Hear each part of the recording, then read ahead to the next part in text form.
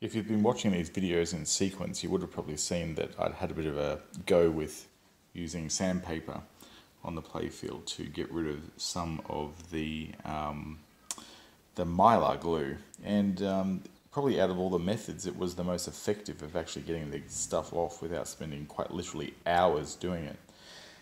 But I did a bit of Googling about paint touch-up because I need to look at the type of paint to use on pinball machines, and it looks like acrylic is the winner there. But the other thing I found out in my travels is that you can use not sandpaper but the good old magic sponge to get a lot of the grime and gunk off the playfield. So the trick is to use a bit of sponge and some isopropyl alcohol, the old mate here, which as you can see I'm going to have to get a little bit more of from Bunnings pretty soon.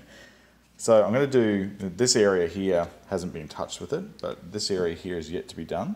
As you can see, it's actually still got that playfield grime left on it, so I'm going to try and juggle the phone and use my left hand to do the work, so it's going to look weird, but let's see what it does, eh? So we'll spray a bit on, so it gets nice and wet.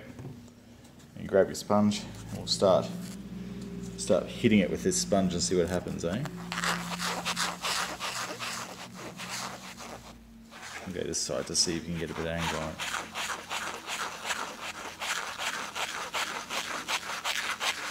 So it's definitely starting to lift up that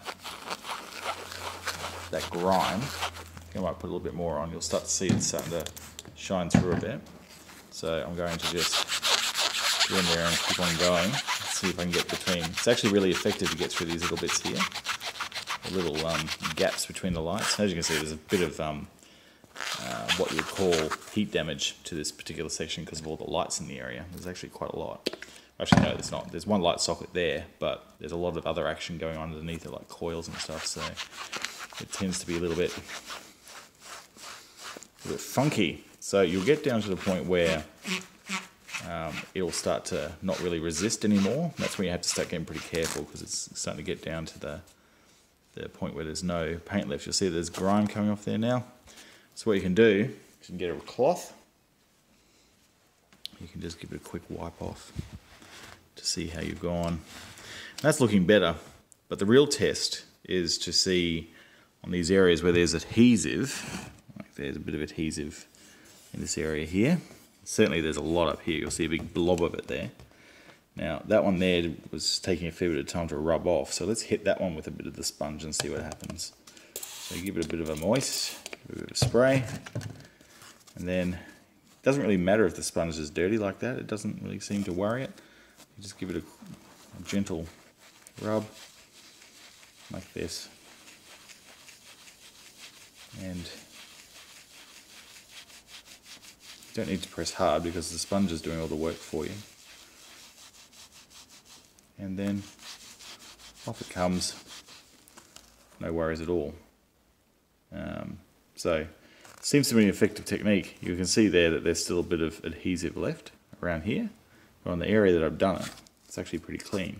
So what I'm going to do, I'm just going to rest the phone here for now, see if it'll stay there. Cut a bit of the foam off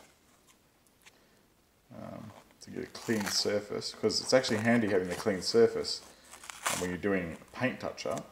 So what that shows you is that if you're starting to rub off paint, you can very easily see it. In fact, probably more easier than you can see sandpaper, because this is like white, and any paint that comes off is very, very visible, very conspicuous. So I'll go and find another area of paint, which I think there's another bit of,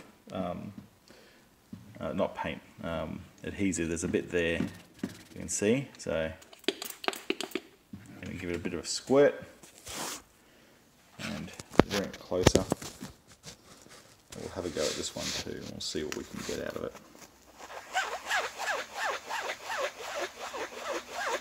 You can always check, see how that you're getting some brown off it. The brown's not a problem. When you start getting to the black coming off it, that's the problem. So it's still brown. You can go back and forwards like this too. doesn't really seem to matter what direction you go to. This sponge will get it down. Ah, yes, and we're starting to get down to the layer now. So I'm going to keep on going, but do it a little bit gently and check more regularly to see if we can see any paint coming off, which so far so good. No paint. Yep. Looking good. So, looking okay. Now, I can start to see, based on the reflection from the light, that we're starting to run low on sticky here, and I can actually feel the difference in surface. This is very grippy, whereas this is not. It's sort of got a grippy texture to it, and that one doesn't. So I can see, and also I can see very subtle, it might be very hard to see with the video, but you can see very subtle sort of scaling in the paint. So you know if you see that, you're starting to get pretty close to the surface of the paint. So it's best to sort of back off a bit. You'll see in this particular one here, there's, if you get the angle right, you'll be able to see the reflection of the little gunk of adhesive right there. It's a little bit tricky to see it, but I can feel it with my finger. So it's another one you can have a go at getting off there. Just give a little gentle going over, and you can see there's a little bit more there now. So you just work your way slowly across, just chipping away at this stuff until you're happy with it. So it seems to be working pretty well so far, and I can see all the glue coming off as I'm doing it. So it makes it very, very good from that perspective, because you can see exactly where you are when you're working on it, and that's pretty important because you don't want to take any paint off if you can avoid it. But yeah, when you get to see it like this, it makes it quite good. So yeah, I'm down to, still feel there's a slight amount of resistance there, but I can see that the paint is starting to scale, so I need to be pretty careful here, otherwise I'm going to take off the black. But it is looking essentially very nice.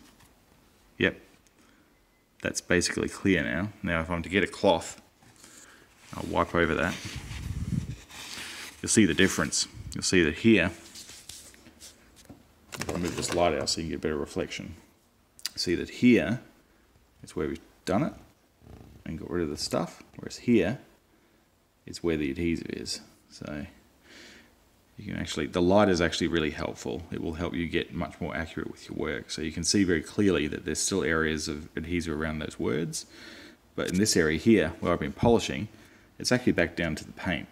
So it's a good indication of how this sort of looks when you're using the isopropyl and magic sponge technique.